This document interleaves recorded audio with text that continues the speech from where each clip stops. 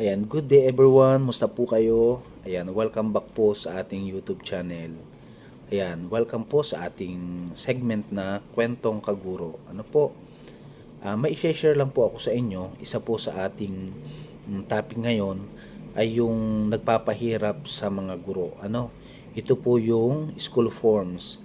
Kasi maaga tayong nakapanood ng balita mula sa APT Alliance Concerned Teachers, na talagang yung school forms ay isa po sa nagpapahirap po talaga sa mga guro, sa mga teachers. Kung mapapansin po natin, hindi po biro talaga. Ang mag-asikaso ng mga documents na kung titingnan natin kung ang guro lang talaga ay magfo-focus sa kanilang pagtuturo, talagang matututukan ang mga bata. Pati po yung ating mga lardos, student at risk, ay talagang lahat, pati po mahihinang bata talaga ay matututukan ng guro. Kasi lumalabas na dahil nga po napaka-burden na sa guro ang madagdagan pa ng mga school forms na tinatapos po nila na minsan iniuuwi pa talaga sa bahay. Sakripisyo talaga po. Kaya tayo ay saludo lahat sa mga guro sa buong Pilipinas na patuloy na lumalaban. Kahit talagang nahihirapan ay lumalaban bilang guro. Actually po, nakikita ko po na dahil ako po ay naging advisor din, sakripisyo talaga ang pag-aayos po ng mga documents.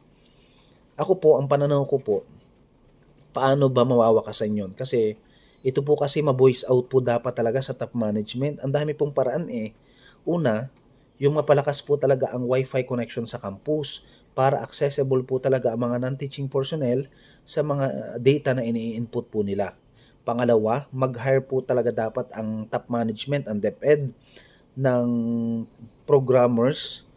Bawat division dapat may mahusay na programmer, o kaya ay naka-centralize po ang ating programmer, naka-program na po para digitally, electronically maha-harvest na lahat ang mga forms na ipiprint na lang po, ready to print na at hindi na po i-input at i-read pa ulit-ulit pa ng mga guro.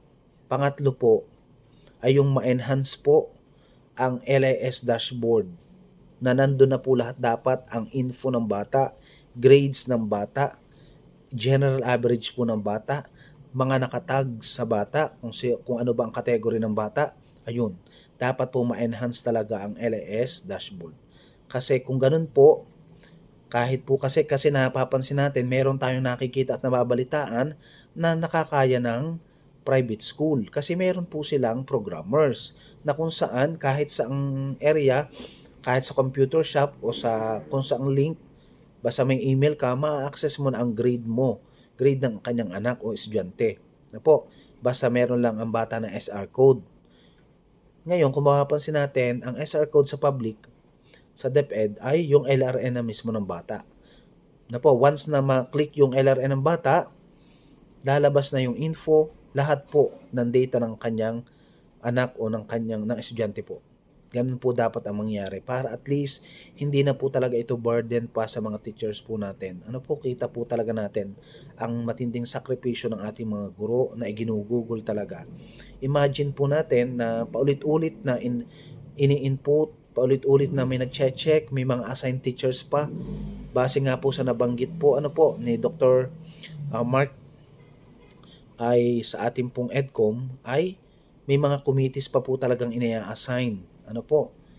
At minsan yung committee ay isa ding advisor na meron ding forms na naka-assign po sa kanya. Kagaya po ng SF10. Ang SF10 po, yung Form 137 ng bata, ay data mula elementary hanggang sa mga susunod pang level. At paulit-ulit na ito'y ipinapasa sa pag-akyat ng level o ng taon.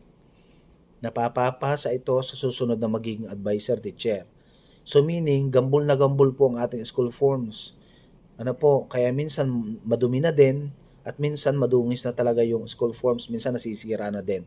Kaya dapat ito na yung panahon, isang panawagan sa ating top management na dapat talaga digitally, electronically, pwede nang ma-harvest at ma-download na lang ang mga data po ng bata.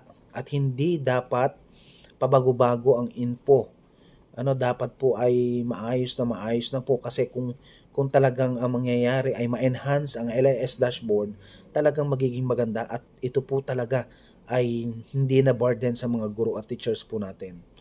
At ito pong bidyong ito ay sana um, maging aral po at makaabot po sa ating top management para matulungan po talaga ang ating mga kasamahang guro na talagang naghihirap. Minsan inuuwi pa nila sa bahay na sa halip kanilang anak na lang at pamilya ang iintindihin, dala pa sa bahay ang school forms. Para ayusin. Nakakaawa po talaga ang ating mga guro. Ayan, kung napanood nyo po ang video ito, pwede nyo pong i-share at nang makarating po sa ating top management na dapat ito yung mga paraan na dapat maisakatuparan para talaga mawakasan na ang mga school forms na nagpapahirap sa ating mga teachers. Salamat po. Once again, good morning. Good day po everyone.